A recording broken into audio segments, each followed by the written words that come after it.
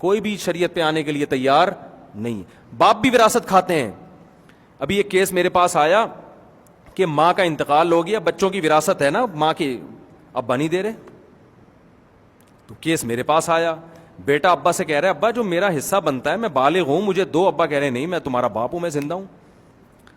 تو میں نے کہا باپ غلط کر رہا ہے بھائی. تو باپ کہہ رہے بھائی میں جب باپ ہوں تو میں ہوں نا. تو یہ بات اللہ کو معلوم نہیں تھی ہے؟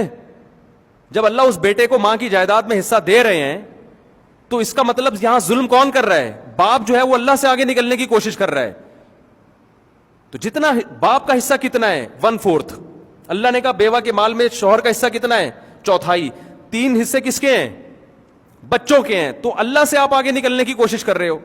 تو اسلام اتنا ہی استعمال ہو رہا ہے. اچھا وہ ابا جو ہے نا ویسے مفتیوں کے پاس جائیں گے کہ اولاد کو میرے حقوق سکھائیں. اولاد کو کیا سکھائیں؟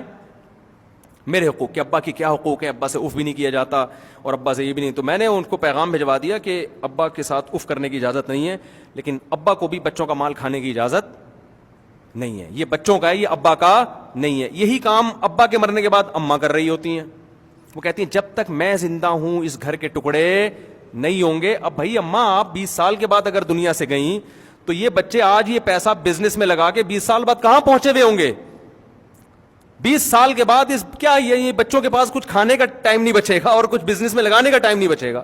ایک کیس میرے پاس آیا کہ وہ اماں نے قبضہ کیا ہوا تھا ساری وراثت پہ, اور وہ کہنی تھی میں جب تک زندہ ہوں کچھ نہیں ہوگا, اور میں ماں ہوں, میں بددعائیں دوں گی, میں یوں کروں گی. میں نے اس سے کہا, میں نے اس خاتون سے کہا, میں نے کہا دیکھیں آپ کے بچوں کی 24-25 سال ابھی ایج ہے, ابھی ان کے ہاتھ میں پیسہ آئے گا, یہ انویسٹ کریں گے, 10-20 سال میں کیا سے کیا کر جائیں گے. اور آپ کے مرنے کا اگر انتظار کریں گے تو یہ تو خود بڑھاپے کے قریب کھڑے ہوئے ہوں گے. تو اس پیسے سے ان کو جوانی تو گزر گئی بغیر پیسے کے, اب بڑھاپے میں انویسٹمنٹ کر کے ملے گا بھی کیا ان کو؟ کھانے کا ٹائم تو جوانی ہوتی ہے نا, جب دانت ہیں تو بادام کھاؤ گے نا. بادام ایسے عمر میں مل رہے ہیں جب آپ کے منہ میں دانت ہے ہی نہیں چبانے کے لیے.